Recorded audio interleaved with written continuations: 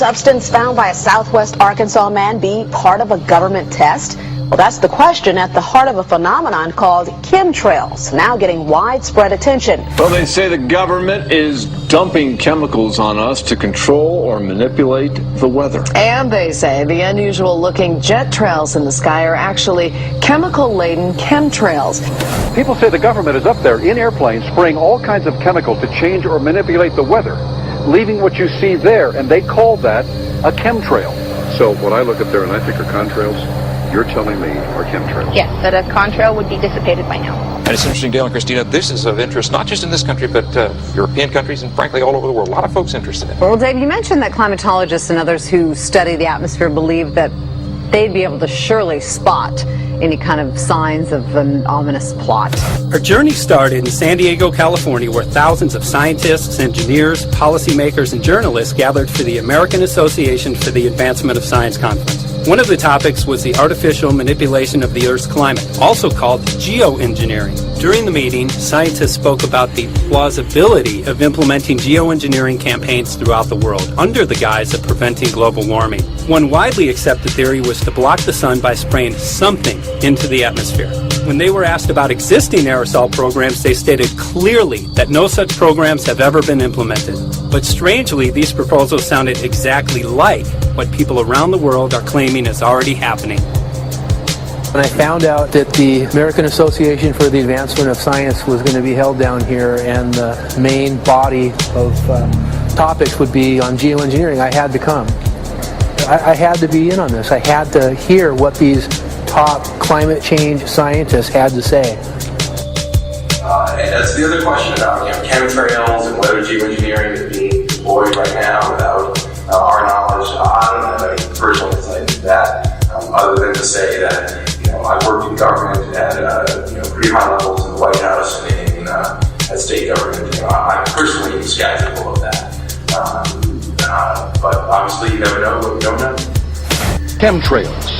On the internet, they are cited as proof of the government creating clouds to combat global warming. They claim the American government, with the secret approval of the national government, is covertly using jet aircraft to spray population centres with aluminium, with barium, and with strontium so as to reduce people's immunity and reduce the global population. I'm always a little bit suspicious because the government doesn't seem that capable to do something on such a large scale. That is not rain, that is not snow. Believe it or not, military aircraft flying through the region is dropping chaff. Small bits of aluminum, sometimes it's made of plastic or even talicized paper products, but it's used as an anti-radar issue, and obviously they're up there practicing. Now, they won't confirm that, but I was in the Marine Corps for many years, and I'll tell you right now, that's what it is. What happens here, military jets, some come out of Key West Air Force Base, and they move up into the atmosphere, and they drop mylar strips. Some could be a little wider, some are small glass fibers that are coated in aluminum. And what the Air Force does is they take their military jets and they dump these out of the aircraft, they fall into the atmosphere, and some take as much to a day to fall down. This is inevitably military or something going on. The government, the Air Force, you see this kind of a pattern like this, you can rest assured there's something going on. They're actually little bitty magnetic and little bitty strips of, whether it's aluminum. Well, it's a nuisance to you and I to determine what's real and what's not, but it looks like it is a life-saving operation there from the military. The apparent motive behind this conspiracy theory is one world government. Order, I cannot hear. Mr. Speaker, I want to assure the House that both my ministry and my colleague, the Minister of Health, who have received correspondence on this issue, that this conspiracy theory does not have an iota of truth, and that the trails observed from aircraft simply come from jet engines. Question number 9 of order. And I think what an appalling example it is of the new Foreign Affairs spokesperson for the Labour Party that she's spreading conspiracy theories about the United States government. I think the House has heard sufficient. It is called geoengineering, fighting global warming by putting a chemical dust in the atmosphere and reflecting harmful radiation back into space. We take geoengineering to mean deliberate, large-scale intervention in the Earth's system. There are a variety of schemes that have been discussed for geoengineering. A classic example is injecting reflecting particles into Earth orbit. Nevertheless, there might be some good reasons to think about alumina. It turns out, first of all, there's been a lot of work on the environmental consequences of alumina in the stratosphere. The big deal really is that alumina has 4 times the volumetric rate of forcing for small particles as does sulfur. And that means you have 4 times less surface area for the same radiative forcing. And this is a much bigger deal. You have roughly 16 times less the coagulation rate. And that's the thing that really drives removal. So you could get away, we think, with much smaller mass fluxes. So that's why we see things like in the used aircraft patent from '89, they talk about aluminum. And that's why we're seeing in the surface water samples aluminum.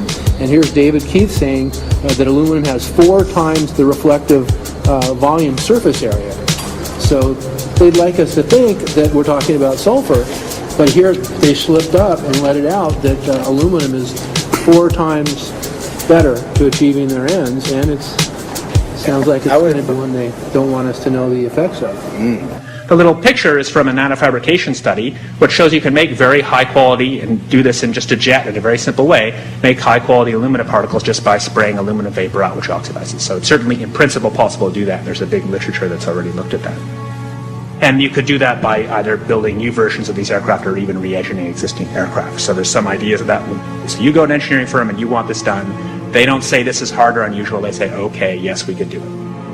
Aerosol geoengineering looks like it is so cheap that the cost is basically not going to be an issue. That means that implementation decisions will be risk-to-risk decisions.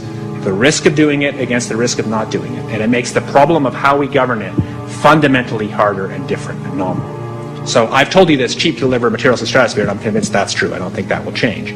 But I think the more we do research, the less easy this will look, the more complicated the environmental effects will look, and that's a good thing, because right now it looks too easy. So I think that if we do more research, we're likely to find out that it's harder and more complicated than we thought, and that the side effects are harder to manage, and that's a healthy outcome that will make it easier to do the management. Of course, the opposite reaction is possible. It's an empirical question how people will actually react to knowledge about this. Another reaction is to say, if these crazy scientists are so concerned about putting CO2 in the atmosphere, they want to think about these things, then that might actually mean we should be more serious about the risks of CO2 in the atmosphere. And by the way, it's not really a moral hazard. It's more like free riding on our grandkids. And by the way, it's not really a moral hazard. It's more like free riding on our grandkids. Numerous air quality studies, including from CARB, California Air Quality Resource Board, have named submicron-sized particulates as being particularly harmful for human respiration. Through all the discussions today, I have not heard any mention of this fallout, and has this been studied, and also the effects of a highly reactive metal like aluminum on toxifying soils and waters? The question is, what would be the effects of these materials on human health if they came down into the stratosphere, in particular small particles and aluminum? So the collaborators of mine working on the aerosol scheme are actually folks from Carnegie Mellon who focused on human health impacts. And while we haven't published it, that was the very first thing we did, was do the order of magnitude calculation in level pencil and paper, but with an expert on human health impacts about whether there could be an issue. And for aluminum or other particles, there are a lot of toxicological things that need to get looked at seriously. But if you're just thinking about the sheer number of particles and the human health impact of small particles, the answer is, well, we haven't published it. That was the first thing we looked at with some of the leading experts who do epidemiological research on human health impacts, and it's not even close to being an issue. To clarify, so 10 megatons of aluminum dumped into the atmosphere will have no human health impact. So let me be more careful here. We're to separate out the toxicological. So the alumina, we've only begun to research and published nothing. Alumina, we've only begun to research and published nothing.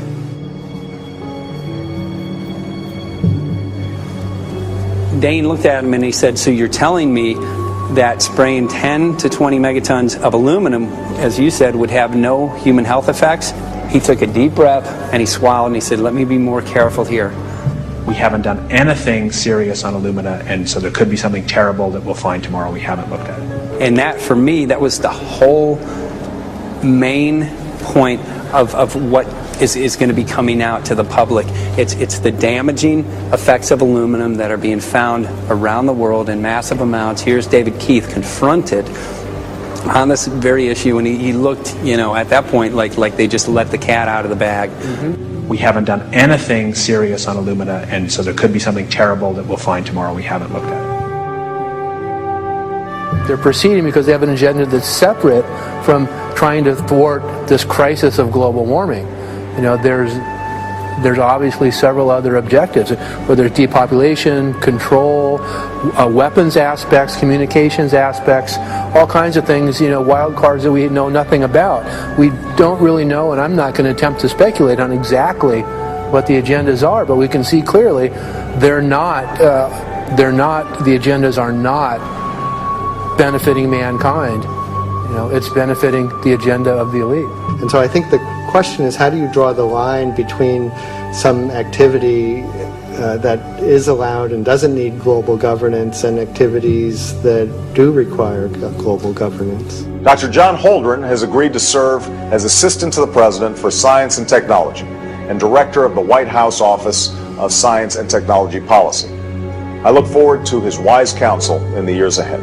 My personal opinion is that we have to keep geoengineering on the table. We have to look at it very carefully because we might get desperate enough to want to use it.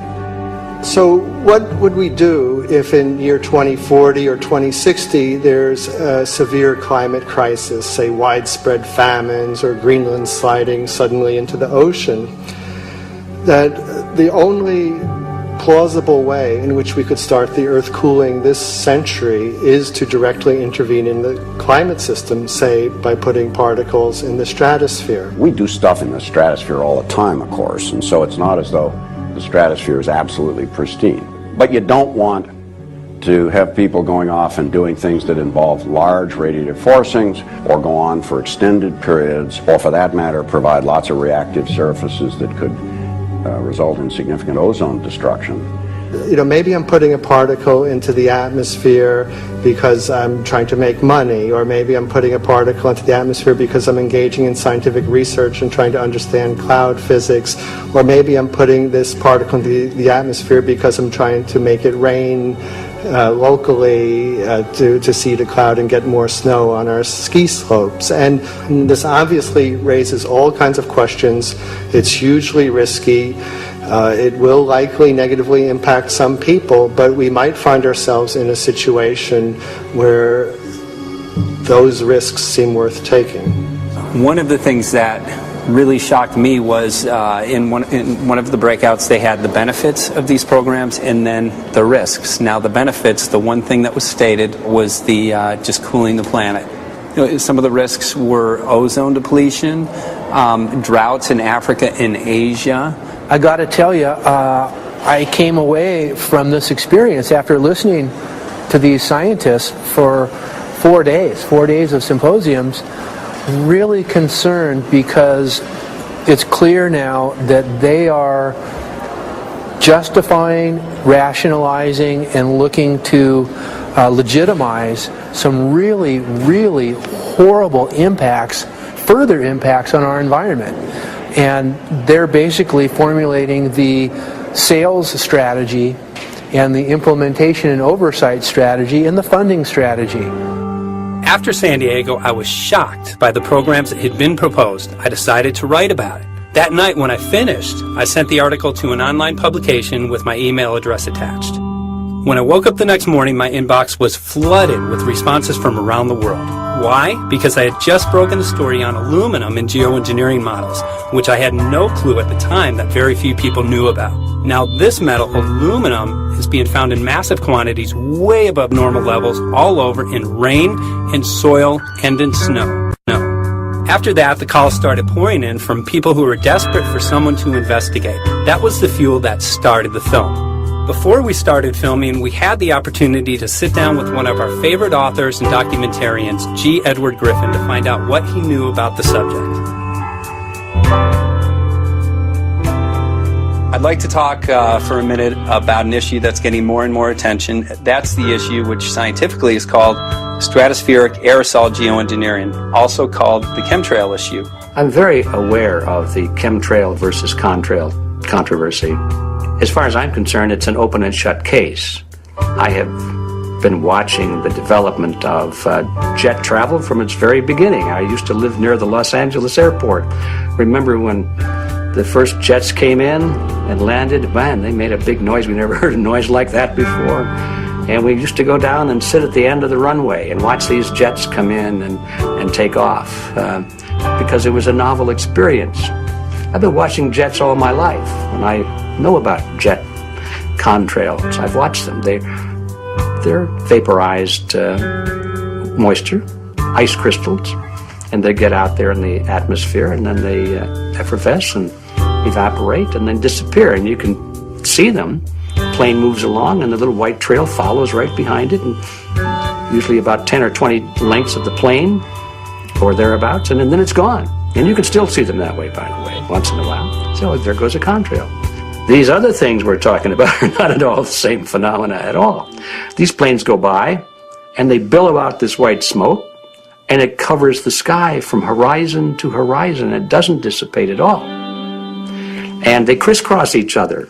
And you see this thing cover the sky and turn it milky, and then people start having trouble breathing, and then you hear stories about the aluminum and barium deposits that they're picking up and the residue. And you put it all together, and I don't see how anybody who's got their eyes open and their mind open can come to any other conclusion but that somebody is spending a lot of money and effort to spray the planet.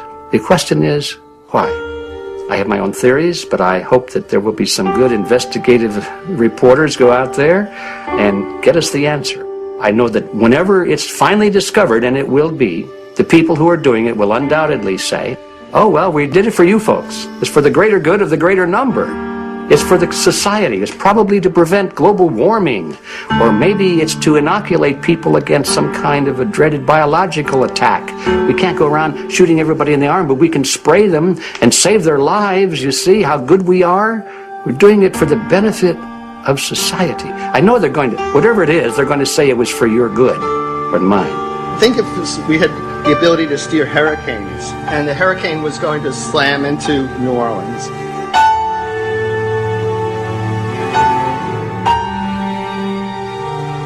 And let's say you could steer it so it would hit Mississippi instead, where for 100, that means I would be willing to more or less kill 18 Mississippians to save 1,800 New Orleanians. And if you do that knowingly, are you murdering those 100 people? And there's all kinds of equity issues there. Now, also, we might be wrong about our steering, and if we didn't do the research right, maybe our steering would intensify Katrina and even kill more people in New Orleans. And so this question of how do you develop the confidence to know that your intervention will reduce overall damage, and then how do you deal with the understanding that you might be damaging some people who wouldn't have been damaged before while saving people overall? The spraying appears to be mostly in NATO countries.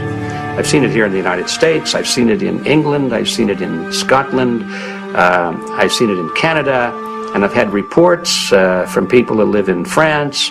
There's a grouping, there's a political grouping here of some sort. It's international in scope. It's not just an American phenomenon, it's international. And anybody that wants to investigate that, I think, has to take that fact into consideration. They're going to find a political grouping and a political motive here. But in my humble opinion, it's not in your good or mine at all. I don't know what it is, but we'll soon find out.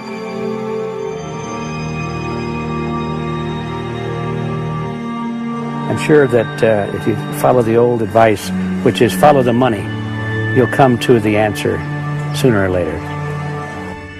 Soon we realized that we all shared the same need to get this information out there, to share with the public, to let people know what is being done.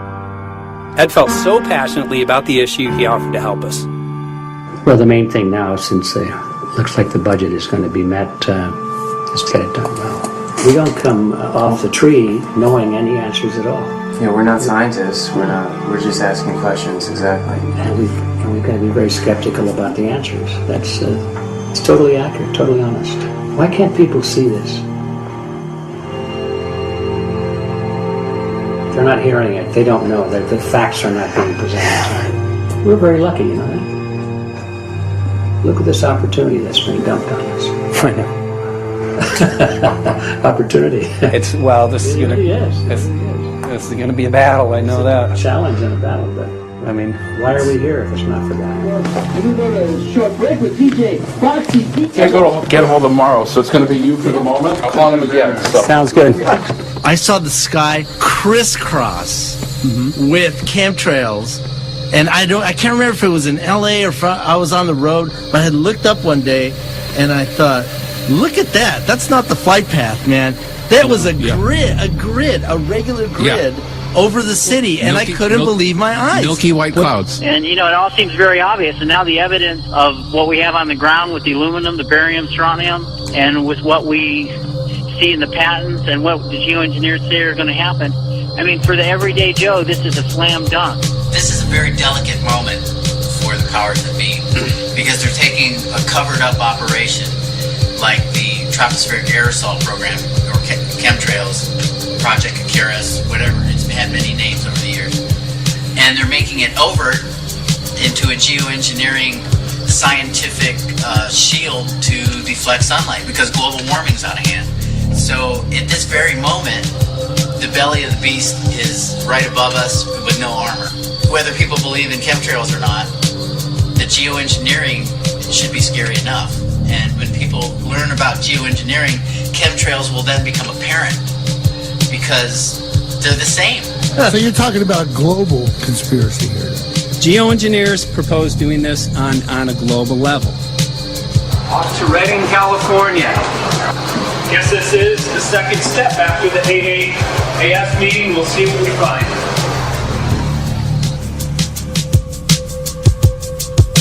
Right here in Northern California at Dana Wigington's house. He owns over 2,000 acres overlooking Lake Shasta. He told me about some of the challenges that they're having up here. Let's go and talk to Dane. We'll see, what's going on his property. We'll see what he's going through, and also what action he's taking based on the test results that he has.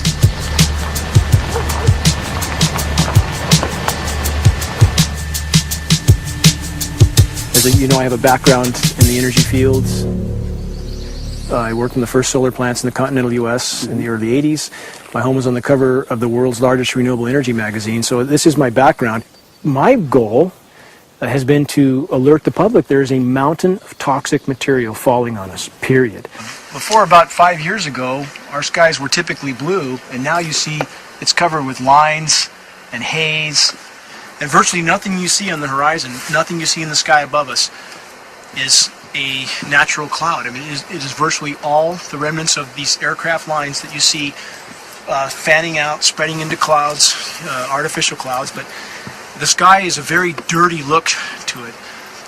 There's not the white cloud blue sky that we had only a few years ago, but it looks like there's some sort of massive industrial activity or forest fires burning over there, and we see that typically every night. You see, even down to ground level, the clarity drops off significantly, and we don't see that except for the days when we have these long, lingering trails that spread and cover the whole sky. And on certain days, you can see these trails actually dropping vertically like a veil. We assume the particulates are descending, and we have the test to prove that we are being inundated with levels of aluminum and particulates that are literally tens of thousands of times what would already be considered high. So we're not talking about exposure to a slight percentage higher of these toxic materials. We're talking about quantities, for example, off the side of Mount Shasta. If you can pan back, that's a landmark in Northern California, considered to be a pristine water source. Aluminum or snow sample off the side of Mount Shasta tested 61,000 parts per billion. This is just ordinary snow water, and people are drinking this stuff when they're hiking on the mountain. And remember, government action is required at 1,000. This is 61 times over the government limit, and our hikers are drinking this poisonous water on Mount Shasta Mountain itself. Barium, 83. Strontium, 383. So this summer, the people climbing are drinking poison. Basically. I certainly wouldn't want to drink 61,000 micrograms per liter of aluminum. And again, we've already seen in 5 years soil pHs in this area that have escalated 10 to 12 times, and we can prove that conclusively. Well, this is not speculation. We can prove conclusively that these metals have been in the rain. We have duplicate samples. Bachelor of Science in Forestry, International School of Forestry at Missoula. Master's in Zoology, specialized in aquatics. And 35 years with the U.S. Forest Service as a wildlife biologist. And before that, several years with the USDA Soil Conservation Service as a soil conservationist. Also have run the botany programs, range and grazing programs. And I continue that today. Right now I do a lot of master gardener consultation work. When I started this garden back in about 2005 or so, the pH here was 5.5, 5.6. This is the old soil survey of the county. You can look at the page right here. This is my soil right here. It's a Dietz 125, 126 here at my house. And here, the soil reaction pH should be between 4.5 and 6.0. And over there in the pure mud, it's even a little darker. It's 6.8 right there. And what can this do to plant life and ecosystems? Well, you haul one of these things out and you start looking at the little things that are crawling around the soil. A lot of times they aren't there anymore. The little soil arthropods that you can barely see on a microscope, you can actually see movement with this. Little tiny macroscopic, look like little moving pieces of dust. Those start to go away. They're not gone entirely, but they start to go away. This is black oak acorns. You know, this is pieces of cedar wood. You know, come on, folks. This should be very acid, and I'm getting 10 times higher than expected. And there's something really wrong here. You can see all those reports, lots of them. Have over 20 reports here. Well, at least 20. I'd say it'd be closer to 30. All revealing dangerous amounts of aluminum and barium. You know, the science is there that something funny is happening, and the naysayers say, well, so what? Isn't neutral good? Well, no, neutral's not good. Neutral is not good. If your soil is supposed to be 5.6, it should stay 5.6 if you want the forest to be healthy. And if you want to grow a good garden, you have to keep your pH around 6.0, 6.5. I think that we just need to wake up and just look at what's happening, because we can't just ignore it, because it's going to get worse and worse if we just keep ignoring it and pushing it away like, oh, that's nothing. There was mason jars, and they were brand new, sterilized, and that's what we catch the rain in. And then there was a HEPA filter that we tested the air with. Okay, so you caught rain and then you basically filtered air. What did you find? Aluminum and barium. Here's another test that's revealing 375,000 parts per million aluminum, barium at 3,090, and strontium at 345. Yeah, that's from a lined pond. With EPDM fish-safe pond liner. There is no chemicals, manufactured materials at all in that pond liner that's available to the aquatic life. It's designed for that purpose. The well that feeds this pond has been tested and retested. ND, no detectable aluminum, 0. The only other place this pond can receive water is rainfall. We are located on a filtered, forested hilltop, miles and miles and miles away from any industry, highway, and so forth. After several heavy spray days, there was a film that we received formed on the surface of the water, and we tested that crust, and it was aluminum and barium.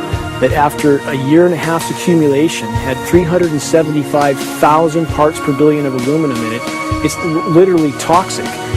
We can say conclusively that what we see in the sky matches expressly what's outlined in numerous patents, and the materials on the ground match those patents.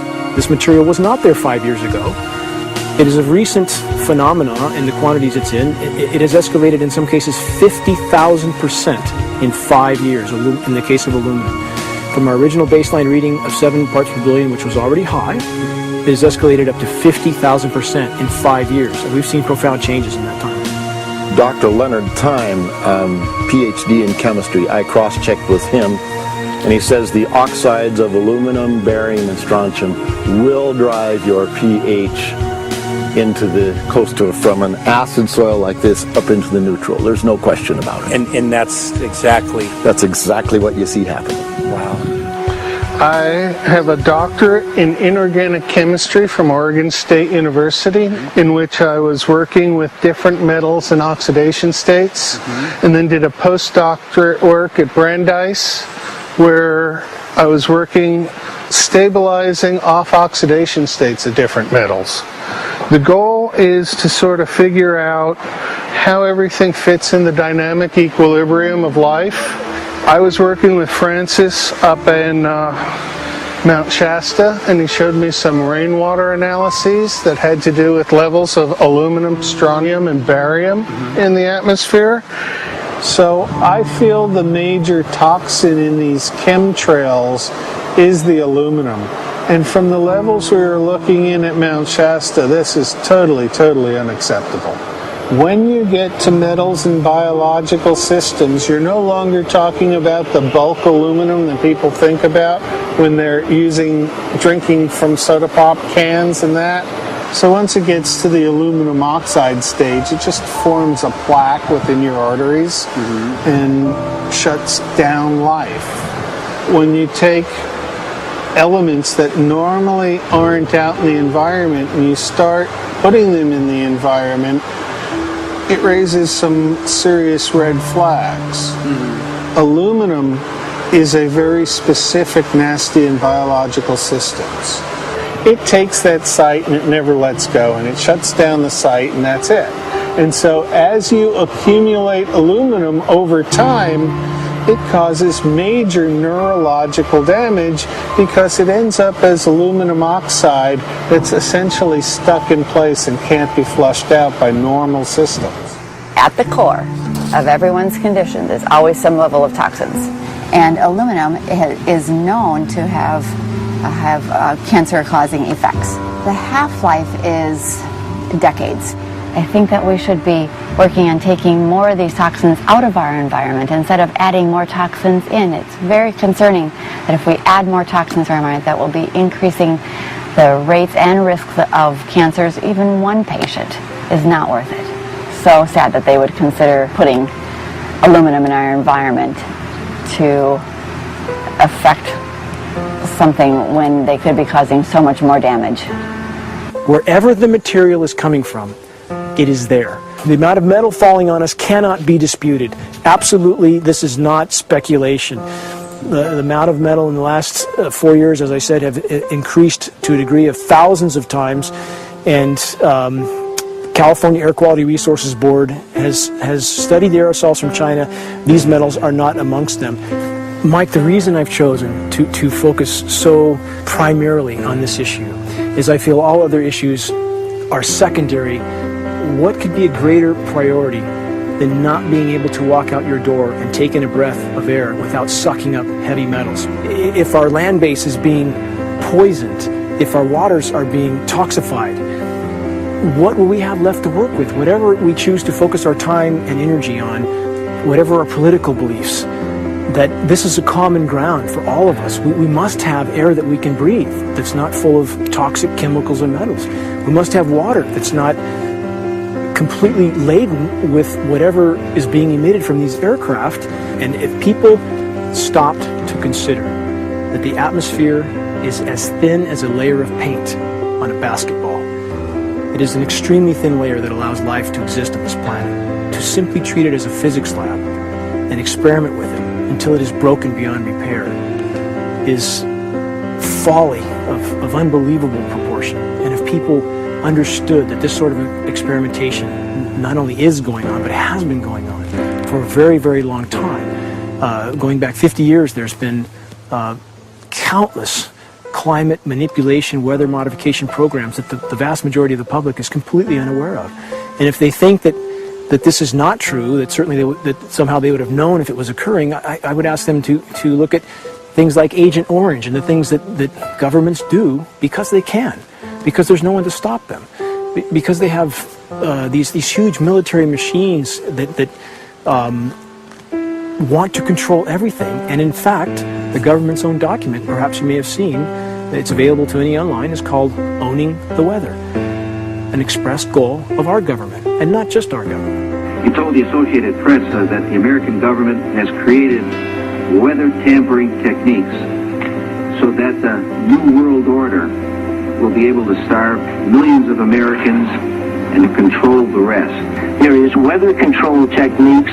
Number one, the entire patents on the equipment. Number two, Senator Claiborne Pell's complete statement and story of his own that not only does it exist, but that we even utilize it as far back as the Vietnam War. Well, Murph, We're going to do what we can. let's see what we can do. You got the scientists behind you. The scientists are with you, so at least this scientist is with you. I may not have $1 million budget, but I've got enough to show that something's dreadfully wrong. You got it. All right. So Arizona will be this Monday, the 21st. Senator Johnson up in Show Low. So we're going to be in the car a long time.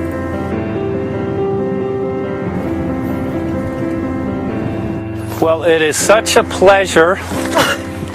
This is such an excellent place back here, I'm telling you, Michael. But you know what?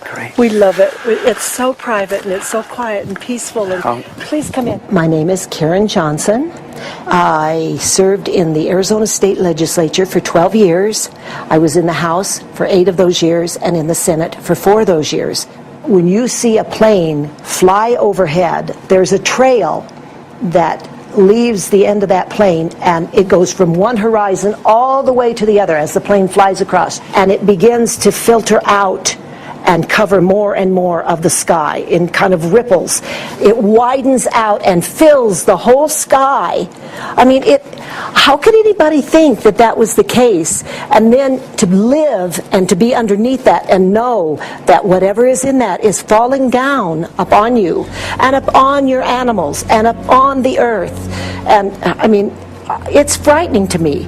And if people don't start really waking up and facing the fact that we've got people that are doing terrible things to us, and we had better wake up and fight back now. I mean, I'm the mom of 11 kids. I've got 35 grandkids. I mean, I've got a stake in this. I care about what is going to be left for my children. I care about it, and I'm extremely worried about what is going to be left to them.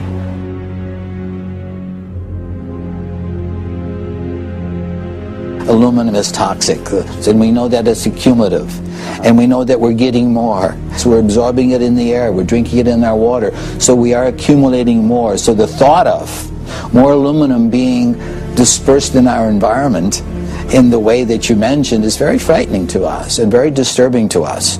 Those of us who have done any research on this are really quite concerned that we are ill-informed about this issue, and mostly that it's being done. Aluminum is toxic. We know that it is. We can debate as to the amount of toxicity that is going to be disturbing the body, but as far as really accepting the fact that it's accumulative, it's synergistic, then we have to conclude that it's not a good idea to put it in our atmosphere, especially when we know we're getting increased amounts, and especially since we know that the scientific communities around the world are pointing a finger at the heavy metal toxicities, at the toxicities that we're absorbing in the day-to-day food that we eat and the air that we breathe. The concern is off the charts about why is this happening? Why is this being allowed to be sprayed continually all over the United States, all over the world?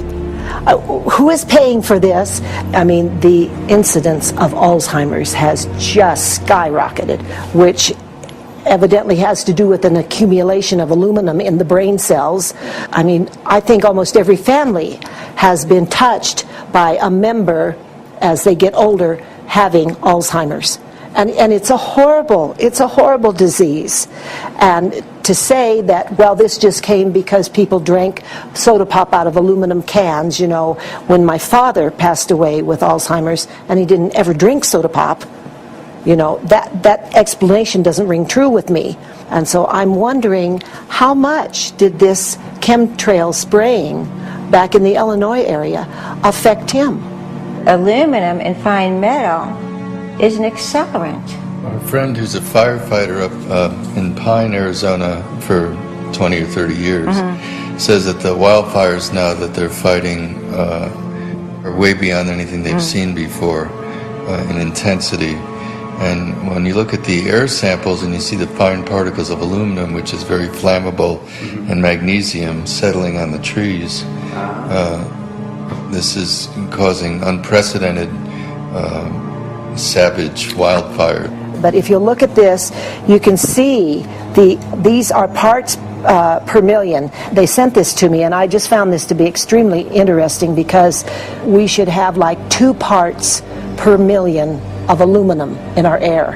And this is saying that there's 39,000 parts of aluminum. That's astronomical. Barium is high. I mean, these are way off the charts of what people should be breathing or what's coming down on them. And, you know, if people wonder why their health is deteriorating, why they're having to go to emergency rooms, why they can't breathe, you know, why they're getting Alzheimer's, this has been planned. We have elites, I don't know what you want to call them, one worlders, Illuminati, I don't know, whatever you want to call them. But with these people that don't care about the average person. They only care about themselves, their greed, their power, and if they eliminate, you know, 2/3, 3/4 of us from the planet, so much for the better for them, because then they don't have so many people to have to herd around and worry about. So this is a lot what this is about, and this is very, very alarming and scary. I mean, where is this stuff coming from, and why? Why is this kind of stuff being put out there?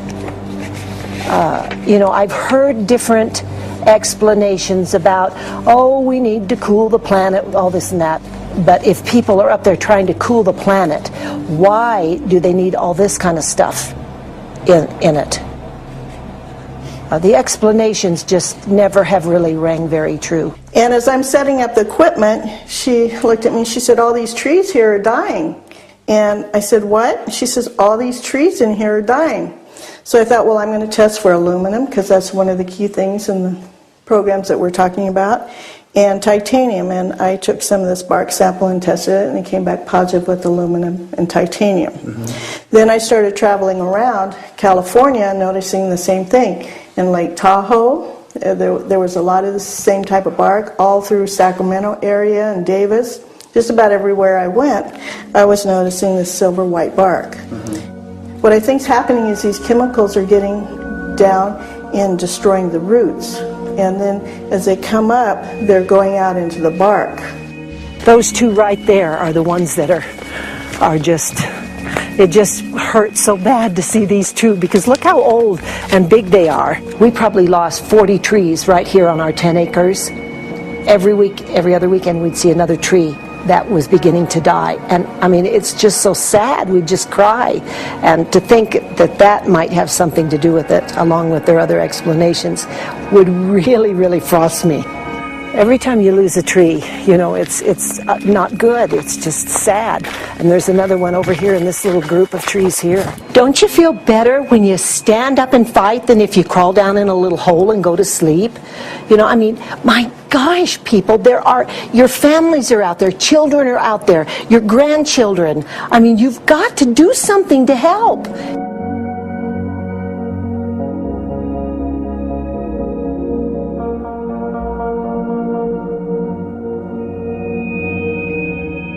My greatest hope is to get people to question, and hey, if they don't wake up while we're there, I'm hoping to plant some seeds. We're going to the most beautiful place on the planet, Hawaii, to see what's going on, collect some data.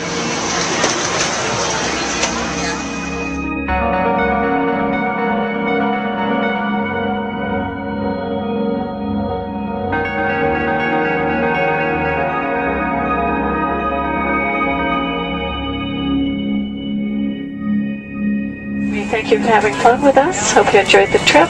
Have a great vacation and welcome home if you're lucky enough to live here. Thank you.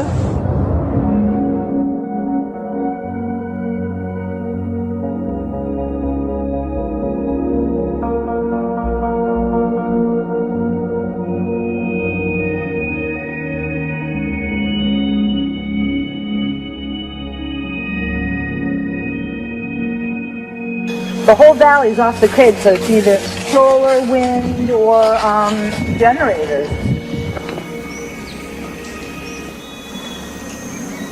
Look at this, man. Yeah, the mind can't even conceive of a dream of this. Right. Yeah, right. Even coming here, and one would never think, you know, in paradise that it's getting destroyed. And they're doing it island style. They do it off the island, right? They do it off the island, so they don't, you know, you don't see the chemtrail airplane. The theory is that they're spraying the ocean, offshore, and It's coming in on the... and it's coming in. Now these are coming from the west. They're also spraying on both sides today. A lot of this stuff is actually chemtrails coming this direction. There's material that's blocking. We should be able to see to the horizon, you know, where the Earth curves, because we're high enough and we have the ocean, right? So we should be able to see. We should be able to see the Big Island. It's only 30 miles away. And you can see it's not a blue sky behind it. That's the key. It's all, you know, has that kind of weird looking blue, like silver blue, I call it. And this is a nice day. You know, there's no more blue sky. The night, we're going to look at the stars at night, and it's like, you'll see, you can count them. There's so few stars at night now. There should be hundreds of thousands of stars, and I can count the stars. There's like one here, and one planet here. It's like, you might see, some nights you'll see 100, some nights you'll see 10. This is what concerns me, this kind of stuff right here. It's just soft. Okay. This just comes right off, this bark. That's not natural. For I've seen hundreds of thousands of coconuts, and I've never seen it falling apart like that. Look at this, you guys. I've never seen anything like this. I used to trim trees all the time in the Big Island. I've never seen anything like that. That's why I'm concerned. Not an easy task that you have here on the island. I could see the skepticism because it is so far beyond anybody's reality. It's amazing. It's just amazing to try to look through somebody else's eyes. Like my eyes, I can see this, so it's like night and day. And other people, it's just the illusion is just so deep. What do you think would happen if everybody awakened to what was going on and what the plans were of geoengineers? I think they'd have a revolution in Hawaii if people really understood what was going on. What's your concern for? I know that you love the land here. What's your concern about the chemtrails? Well, that we won't be able to live here and grow our own food, and that our health is going to be compromised. You think it already has been? Yes. And the thing is that they're doing it every day here, every day. So it's hammering, micro doses every day. And then, of course, it's getting in the environment, and of course, it's weakening the plants. And it takes a couple years for this to actually weaken the plant. So we are asking for GMO taro. We're asking for GMO papaya because we can't grow our natural seeds. We can't be sustainable. We can't truly, be here as God created us to be. So my friend convinced me to do a hair analysis on my daughter. So we went ahead and cut close to her scalp and got some really recently grown hair and sent it in. I was just sure that my daughter's hair was going to be so clean with the lifestyle that we live. And lo and behold, it came back and her levels were really high in aluminum. This is the chart here. This is the reference range, and this is where my daughter is. 23.1. Aluminum. The skies are covered with a white mist, and I look up at night anymore and I don't see the deep, dense stars that I used to, and I can't help but think this obviously has something to do with my daughter's health. I don't know where else these heavy metals are coming from. Yeah, I mean, look how old she is. Yeah. She's been isolated here. Here, and she's... here. Anybody looking at the situation would be like, this is paradise. This child should be like superhuman. Organic foam. And here you are getting all this heavy metal stuff. And she has the highest level of aluminum on the chart. Never had a vaccine either. Folks, these people are playing God. They are playing God. They're manipulating the weather and they're spraying stuff into the sky. They are trying to geoengineer everything, including your plants and trees and your ocean. Well, tonight, we're just hoping that instead of not looking at it, you'll start looking into it, because I really believe from the bottom of my heart that we are in a real crisis. I really do. They are proposing dumping 10 to 20 million tons of aluminum into the upper atmosphere. What does aluminum do? It changes the pH of soils, which is toxic to plant life. Also, it's very toxic to human health. Are they doing it? Well, let me tell you about my experience and what we found. We have much evidence that not only suggests, but I believe prove that they are happening.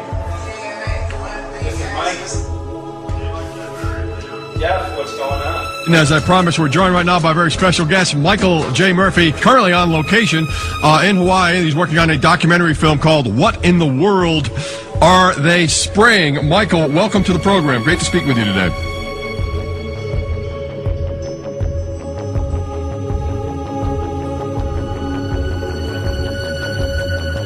I had a friend who recently, he's always looking at things from a different perspective. He's a bit of a conspiracy theorist, you know. And he says that whenever the president comes to LA, there's no spraying that week.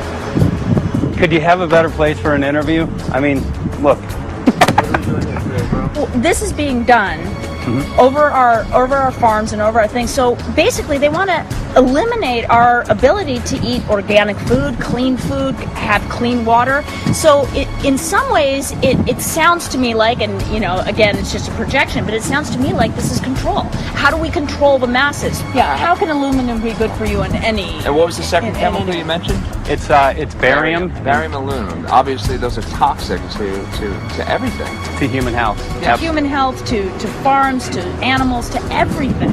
61,000 parts per billion.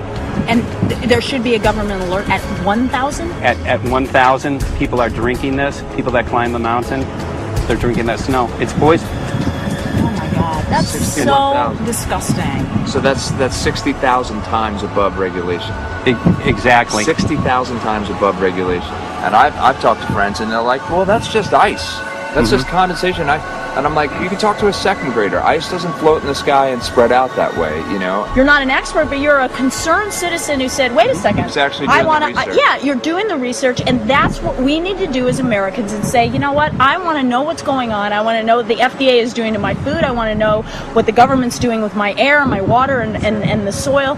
And, you know, it's just great what you're doing. And I just, my kudos to you for bringing light to this subject. Put all of the theories aside, just what geoengineers are proposing and what's being found is scary enough. So we can just address that. And I encourage more people to just step up and ask questions and do what he's doing. So thank you, Michael, very, very much.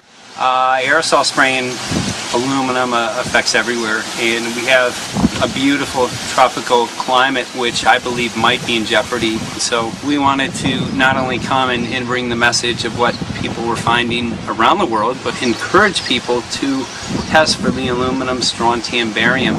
Essentially, I think it was an effective trip. I saw a lot of people here in Hawaii, in Maui, awakened, not only curious, but willing to look into this deeper, and that's my only hope. This is one of the boldest moves, I think, from Ed Griffin yet. This is the taboo topic that nobody's supposed to talk about, and that is aerosol spraying. Now, we've got tons of documented proof of errant aerosol spraying. It just blows my mind that the whole essence of humanity has always been to look up into the sky and ask why. Though there are no limitation, there's endless space, an endless universe. Now, in the 21st century, we're not allowed to do that. Anyone who looks up and sees the giant grids and the X's in the sky that weren't part of our existence until just a decade or two ago is somehow called a kook. And the people that are the best and biggest proponents for the revolution and for liberty, they don't want you to talk about it because you could discredit them. It seems to be an industry that's being built up to milk the taxpayers by undergoing some kind of a giant global spraying program to make all kinds of money on the project, and they don't seem to care really what effect it has. They're not trying to experiment to see if humans can survive it or anything like that. They just want to get this stuff up. And then we discover, as we're going further down the line, that there are companies generating genetically modified organisms, or seeds, modified seed crops they're being engineered to resist the aluminum in the soil. And a lot of crops won't grow in that, and so now, after they've messed up the soil, all the farmers were going to have to go back and buy seeds that have been genetically engineered to resist the aluminum that have been put into the soil. And all of a sudden, mankind is completely dependent upon these companies like Monsanto and other giant agricultural firms. You can't even grow natural seeds anymore. And we're looking at that. It's a shocking thing. I hope we don't find that that's true, but all the arrows right now are pointing in that direction. We get into cost-benefit analysis here because there's also HARP could be involved in this. Geoengineering, as you guys mentioned, which is documented heavily in Dennis Kucinich's bill, that is the Space Preservation Act, which, by the way, I don't think got through Congress. And then Kay Bailout, as we call her here, Kay Bailey Hutchinson, also put together some legislation in order to qualify geoengineering, which again is supposed to save us all from global warming. But it is cost-benefit analysis because they can benefit on so many different levels. Ed, that's how they do everything, isn't it? That's right. And you know, there's an old adage: if you just follow the dollar, follow the buck, you get to the source of the problem. And it looks to me like there's a tremendously profitable industry being built up right now around this concept of geoengineering or weather modification or reducing global warming and all of these other things that can be sold fairly easily to an unsuspecting public. They all say, oh, well, that's good. We don't want global warming, you know. And so they put up with this, and they don't question, they don't criticize. But behind the scenes, you see a whole industry being built up, which is, as I say, tremendously profitable, and the money for all of that is coming from the taxpayers. And it's a scam is basically what it is. We're just focusing on the one area that is real easy to prove. There's no speculation in the area that we're going into. They definitely are doing this geoengineering. They definitely are talking about it. They're working up formulas for it. They're putting together strategies for it. They've got funding for it. Everything is in place. We don't even have to go into those other areas to make the case. Okay, let them believe that, but at least they must understand that there's no question that they're talking about it and planning to do it. And so shouldn't they be equally alarmed about what they're going to do if it can be shown that barium and aluminum and some of these other toxic metals are very destructive to the planet and destructive to human health? Isn't that enough? You know, how many issues do we need to crank into this? And so, you know, if you're going to kill the planet and kill the population, do we need any other reason to be alarmed? What in the world are they spraying? Thank God people are asking this question. That's all we want. We just want to be able to ask these questions. Our good friend G. Edward Griffin, all these years, Mike Murphy and Paul Wittenberg are doing this great effort with your help. This is a community effort to get people real information. What in the world are they spraying? Any final quick comments before we're out of time? And my only final thought is that we asked the question, what in the world are they spraying? And we now know what it is. And folks, you're not going to like it.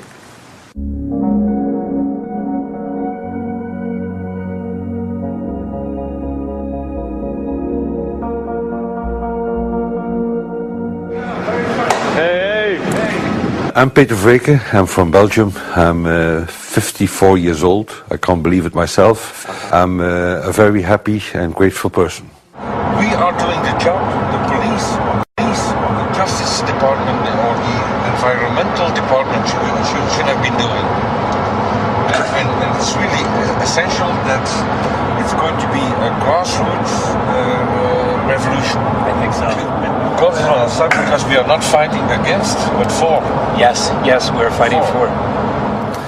I was in the council for about 25 years and also a period as the mayor. So from that moment on, 10 years ago, everything started to change. I started to get a picture of what is really going on. And it became crystal clear to me that we, humankind, have been manipulated and dominated and exploited for centuries.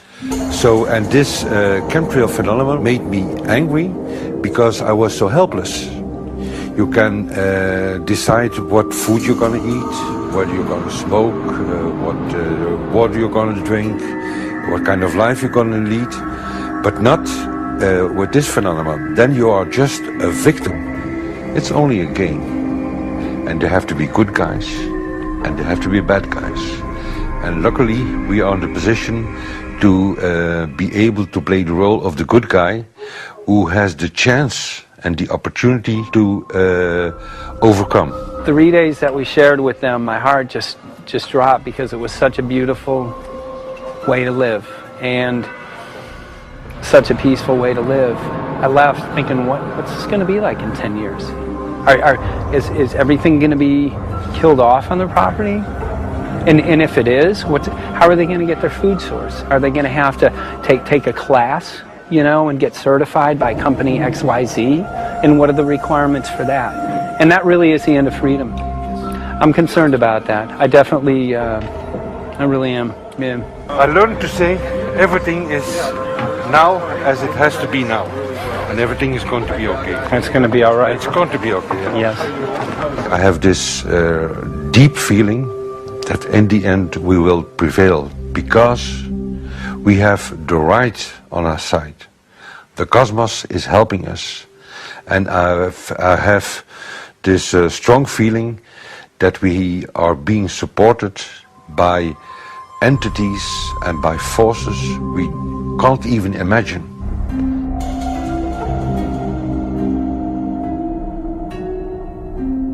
Here for the first time we have this scientific proof that we are being spread. We are being spread, and it's incredible and it's hard to believe, but we are being spread. I think at this moment to stop is not an option. Once you know it and once you have a tool like this and an opportunity like this, that the issue of chemtrails or persistent jet contrails or whatever name you use for it, that this phenomenon is recognized as being real, publicly debated on. In the context of geoengineering, I think it's high noon to bring this to the public. This is what the sky is supposed to look like. These are old paintings. We forgot this, I'm afraid. In the years that I have been a medical research journalist, I have looked at many things, and I found the same three issues in whatever I'm looking at. And that is that we are being dumbed down, we are being made sicker, and we are being made infertile. Citizens gathered from around the world in Belgium for the first International Chemtrail Symposium. The event attracted leading professionals, politicians, and activists who discussed the health, environmental, and social implications of these programs. Today it's only going to be about facts, documents, figures, patents, licenses, everything that brings us to the truth. We have no other weapon against this vast complex than exposing and bringing their dark works in the light of the truth. We have the hope that by our efforts, more and more people will become aware of the fact that we are deceived by our leaders. So today, we, as a family, join forces with the people who publicly made known to the world that chemtrails are not a conspiracy theory, but a conspiracy fact. From the Technische Universiteit Delft in the Netherlands. Ladies and gentlemen, please welcome Koen Vermeeren.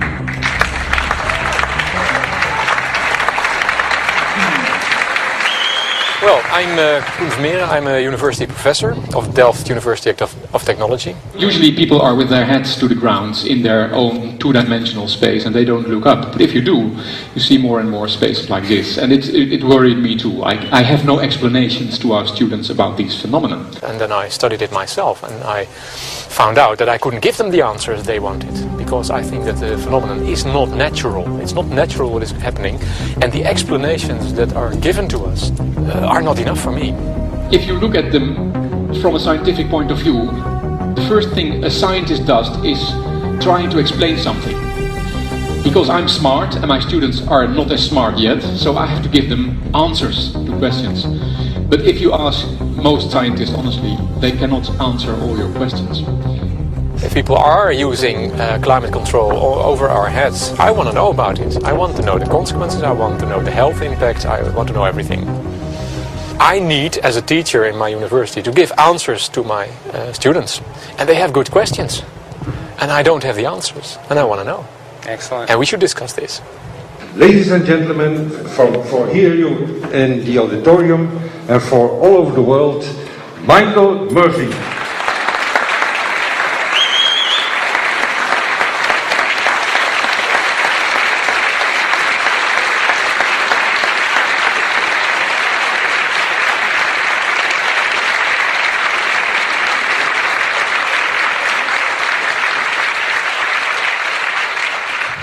Well, thank you very much. It's definitely an honor to be here in Belgium. The people who are in power control everything. They control the markets, they control us, and now they're even controlling the weather. And they can use that for warfare applications. The one thing that they cannot control is what God had originally made, and that's natural organic seeds.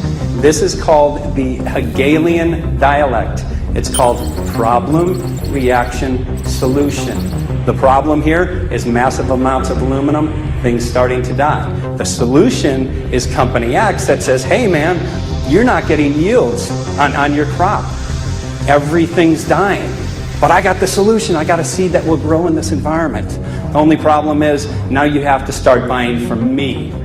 We're a little concerned that maybe part of this agenda could be to kill off anything that's natural and organic and re-engineer it with aluminum-resistant GMO seeds. Many may know we just got back from a week of filming in Hawaii, and it was an incredible trip. A big concern for the people there is they're beginning to see softening of the coconut trees. But their concern is that these programs may again be part of a broader agenda to destroy anything that's natural and organic, so that the corporate redesigned GMO foods might be the only source of food for people. I didn't anticipate so many people, young and old, who are interested in this phenomenon and are concerned about it. And I especially liked the address that the young girl gave today. Only 17 and already making an address to the audience. That is, well, incredible. My name is Sofia Xenidis. I am 17 years old. It is quite scary to know that the air we breathe is not what it's supposed to be. That the food we eat and the water we drink contain traces of those substances which are sprayed out over all of us as though we were being poisoned like insects. The feeling that this is causing me are feelings of deep anger and rage. I don't want to be poisoned. I don't want to be infected with cancer. And I'm just so angry that this global poisoning can be going on such a massive scale, and not enough is being done to stop this crime. A clear answer to one question. Are we being sprayed? Have we been sprayed? And is it their intention to spray again and again? What are we going to do about this? How are we going to deal with it? How are we going to stop it? I know the answer. There is only one person who can stop it. And you know him. You are. You are the person, the one you have been waiting for. We are magnificent, beautiful, godlike, divine human beings. Ladies and gentlemen, sisters and brothers, In this auditorium and in the whole world, thank you so very much for being present with us. And for now, please enjoy this anthem.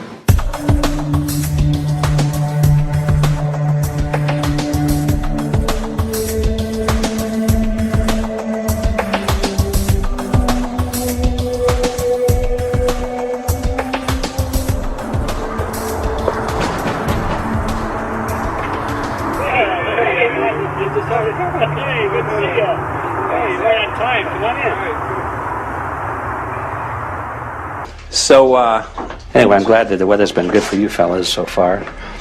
Just think if we were doing this in the wintertime, you might, if you're going to Washington, D.C., you might run into snow. Thank God we're not. That's right. You know, it's interesting because of the different weather modification programs. There's something like, I think, right around 32 in the continental U.S. alone going on. So the theory is that geoengineering is in part weather modification. You know, Mike, that's a very good point. There are so many subsets connected with this issue of geoengineering. People are writing to us all the time with information about the connection to global warming, the connection to weather modification. Some people think there's a connection with Morgellons disease.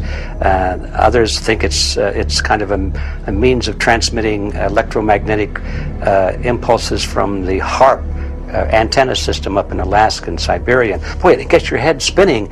And each area, I think, is worthy of investigation, but we have so little time.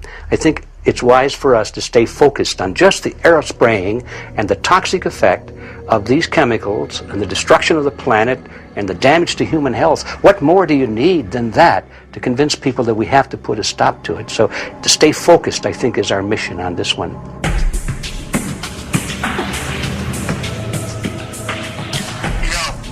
Jeremy, we had an idea. We know that you know the political system real well. Our idea was this. We have a ton of data and information that we've collected throughout our travels, and you know, we really think a good way to end the film would be addressing this to elected officials, some of the senators. So we were wondering this, if you might be able to come and kind of help us out and perhaps show us the way in how to get this done politically. But it sounds like a really good idea, and I'm also going to get to, in terms of researching who it is that we should really focus on talking to about this.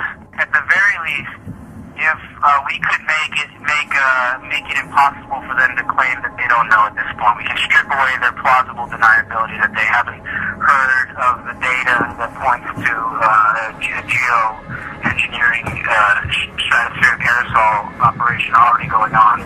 At the very least, it should be very interesting to go to District of Criminality and put some people on alert. Yeah, you have a lot of enemies in Washington. That's where all the power comes together and the money, you know. So there are people there, I'm sure, that just don't want us to do this job. But I'm glad you're going, and you'll find out.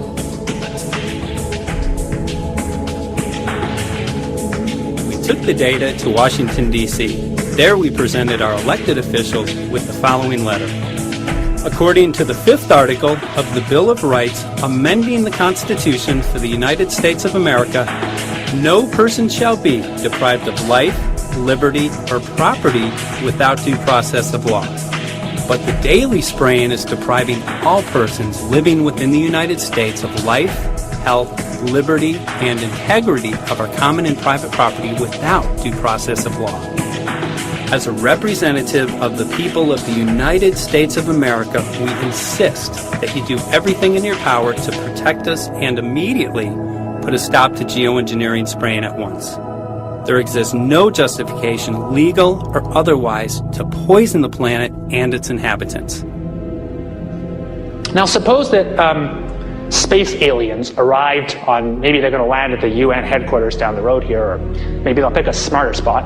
But suppose they arrive and they give you a box.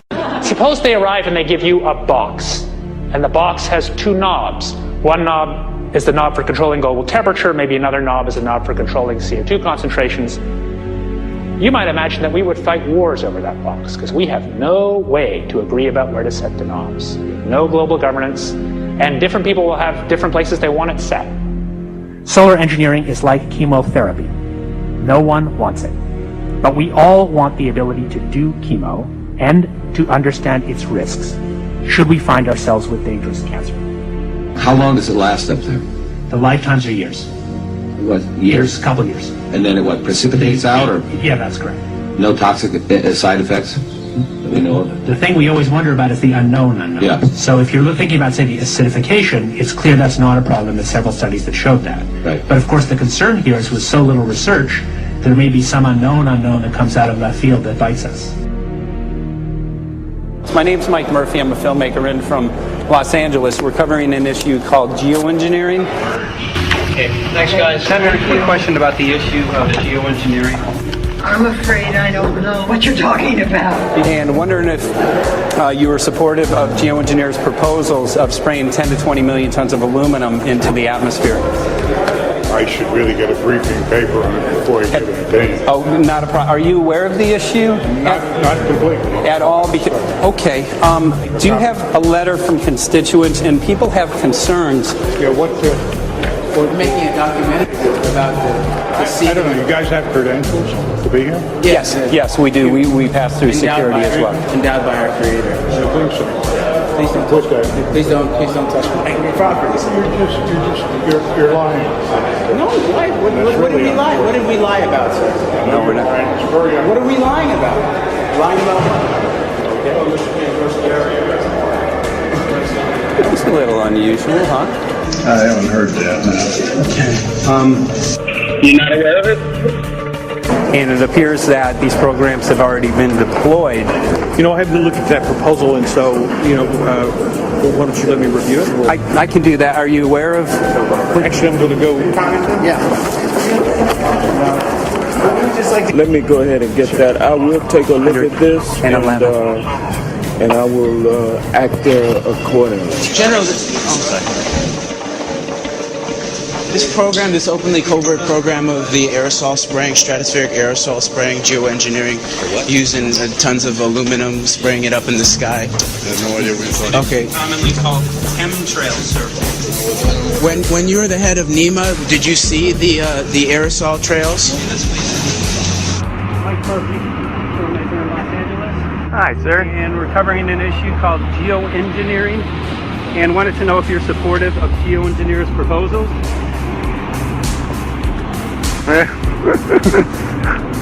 Congressman?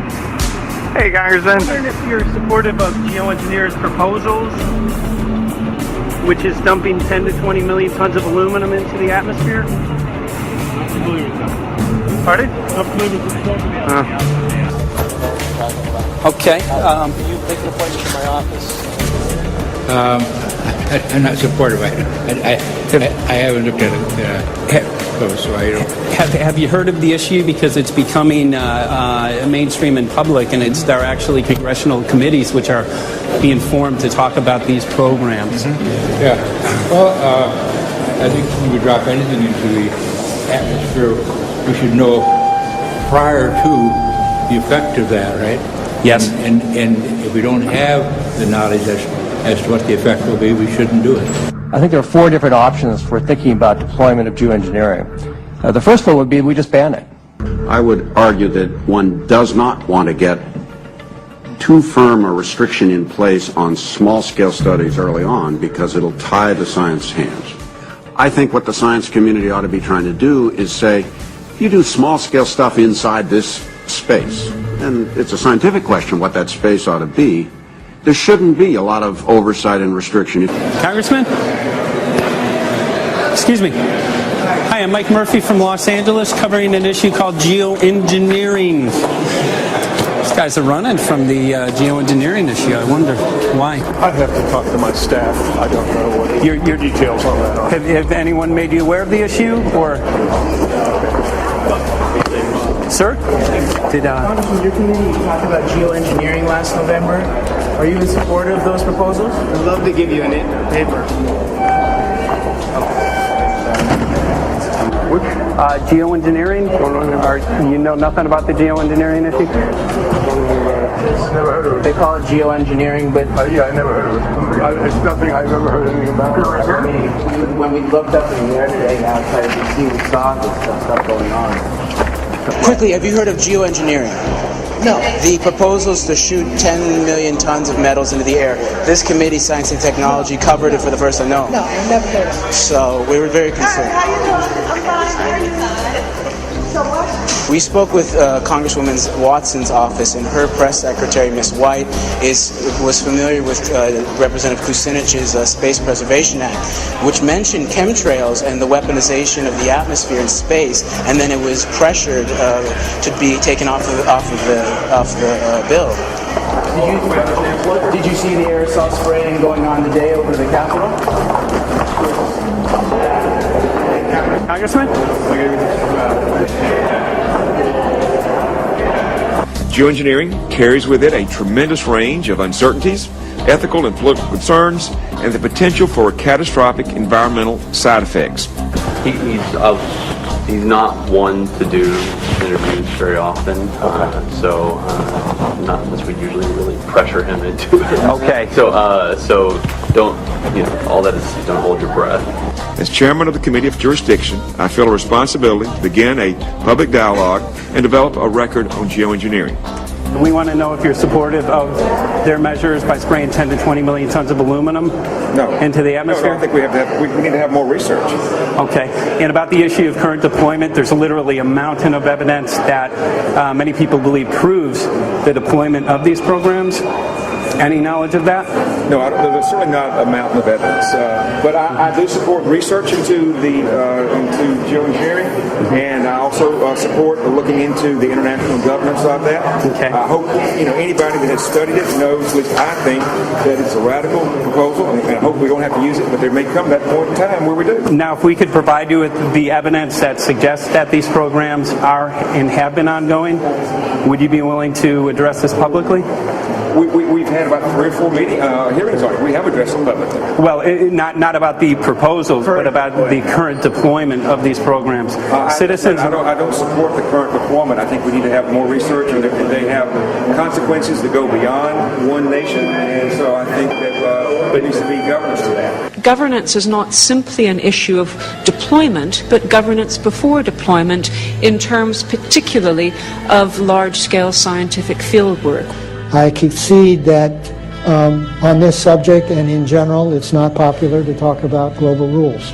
And when these people started talking about the need for UN Security Council oversight, a supranational environmental security enforcement with a strong mandate by the UN, it really is clear that they're looking for a global power behind the manipulation of the environment. But I do think it needs to be sort of an international kind of treaty that does tie and bind all nations into a common fate. It is a common fate. And unfortunately, it's not just big governments that could do this. It is small governments. It is billionaires probably could figure out, I'm going to save the world all by myself, and I won't bother to mention it. How do we decide when there's a planetary emergency?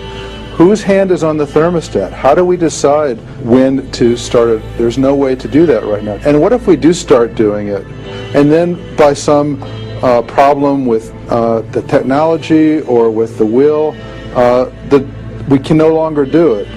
In a year or two, the aerosols will come out of the atmosphere and temperatures will shoot up at a rate much faster than it's going up now. And it's that rate of change that's hard for us to adapt to. So once we start it, we'll be sort of locked into doing it for a long, long time.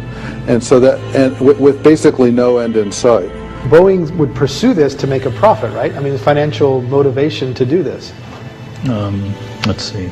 So let me not speak for Boeing. Is that allowed? Okay. Yeah, well, it is what it is. No, but someday, if the U.S. is going to decide to do this stuff, they're going to look to a company who can do it, and you want to be positioned. Boeing would rather get it than Lockheed Martin. So certainly we have an industrial base that helps the country take on technologies and large-scale challenges like national defense. And we do that both for a profit motive as well as, I think, as a national service. So I think it would be truly disastrous if You know, we discovered a few years from now that there was a black program that some government had stood up to sort of learn on the quiet how to do this. It's pretty clear you can cool the planet, but you will not and cannot bring it back to exactly the same climate state you started with. So you may or may not, and I expect we'll have a lot of back and forth about how useful it is to ameliorate the risks of climate change. I think there's a good evidence it probably is useful, but we don't know. But it certainly can't get you back to exactly the climate you started with. I think everybody agrees with that. Do you think you'll see deployment in our lifetime? Let me say I hope not. Al? I would agree. I hope not. I hope Very not. preached. Okay. I see this as something like an evacuation plan. That you build big dikes. Maybe that's the emissions reduction to try to keep the flood from wiping you out. But that if that flood should come, that you'd like a plan for what to do in the event of that catastrophe. So I see these options more as a catastrophic response option and not as a way to reduce risk of everyday climate change. You would advocate mitigating consumption of beef as a means of accomplishing your objective? Yes. How would you suggest going about that? You can't. I mean, it's your job to decide what to tax and what not to tax. Obviously, if you wanted people to behave differently, you give them incentives and disincentives for behavior. But I'm sure that's the answer you wanted to hear, Mr. Smith. If only my time had not expired. Thank you, Mr. Chairman. Because there's literally aluminum and barium contamination found around the world, believed to be from these programs. Like, look, today over the Capitol looks like they're deploying some type of aerosol. Did you see it? No, I didn't, but good to see you. In a James Bond scenario, some rogue rich guy puts some airplanes in the air and sees the clouds. What is to prevent that? Okay, are you aware of the issue? You do it through the... Are you in support of those proposals? What if you're taking? I don't know anything about it. You're not. I have to get more information. I've got a chair here. Okay, we'll give you a letter on that. Yeah, this is a letter from constituents. Okay, great. Thank you. Excellent. And many people believe that these programs have already been deployed because mass contamination has been found. Geoengineering programs, stratospheric. Got it. Yeah. Spraying from airplanes. Okay. So what is happening? People from around the world are finding contamination. Let me take care of this and I'll talk to you when I come back. I'll be back. He's here. Thank you very much. We see that even though we might make the average temperature of the planet about right, the rainfall patterns change some from today. And some places become warmer and some places become cooler. So there are going to be winners and losers in this geoengineering activity if we were to do it. But nevertheless, as David has said, there are reasons why we might consider doing it. Many people are deeply concerned about it because of the toxicity of aluminum, and it has been addressed to Congress in various committees. Would you take a look at a letter from some of your constituents addressing the concerns? Excuse me if I go. Okay. Can I give you a letter from constituents? Are you aware of their proposals of dumping? Gotcha. Thanks. Well, I'm not familiar with it, so I don't know what they're doing. Okay. Well, geoengineers are proposing just that, dumping aluminum and barium into the atmosphere. Why would they do that? Aluminum's a precious metal we can use. Well, the stated goal is to actually cool the planet. However, there's a... Sounds strange. Right, exactly. So they're proposing dumping these metals into the air to block the sun, essentially. We're here to find out what members of Congress are... I hope we would have a strong hearing on that before we decide to do it. I would hope so. And there's plenty of evidence that not only suggests that these programs have been deployed, because we're finding contamination of aluminum and barium on the rain, snow, and soil. Okay, thank you. Thank you. LA County has seen 200% increase of Alzheimer's over the last decade. Tons of ground and water samples showing high levels of aluminum all around our state. Why don't you give me all the information you have? I have some very good people I will assign it to. And if you get it to Mr. Lavelle, He's got my card and send me an email. And Lavelle. He's got my card and send me an email and Sounds great. We'll be in touch. We are investigating this, and there's literally a mountain of evidence that suggests that these Okay, programs are move that going on. mountain over to us. You Let got us it. take a look at it. And look up, Thank you. looking up into the sky, and you'll see some of it. Oh, okay. Yeah, you will. You can All see right. the aerosols being sprayed out of airplanes quite a bit. Okay. So thank you. Yeah, the future of humanity is definitely dependent on it. So we're counting on people like yourself to take some proactive steps. So thank you very much, guys. You're very welcome. Appreciate Thank it. you. Thank you. Right.